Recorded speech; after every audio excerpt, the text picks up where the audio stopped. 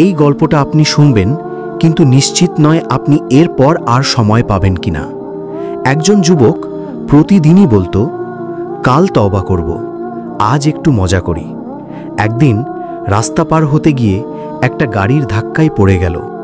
চোখ বন্ধ হবার আগে শুধু একটা কথাই বলল, আল্লাহ, আমাকে আরেকটু সময় দিন, আমি আর দেরি করব না। কিন্তু সময় আর ফিরে আসেনি। প্রিয় ভাই ও বোন, তাওবার সময় আজ, কাল নয়। যখন মালাকুল মৌত আসবে, তখন কোনো সাবস্ক্রাইব না তাওবা, না নামাজ, কিছুই কাজে আসবে না। এই চ্যানেল সাবস্ক্রাইব না করলে আপনি হয়তো এই রকম আরও ভিডিও আর কখনো দেখতে পারবেন না। আর যদি এটাই আপনার শেষ ভিডিও হয়, সাবস্ক্রাইব করে যান। অন্তত কোনো ভালো কথা যেন আপনার কাজের খাতা ভারী করে দেয়।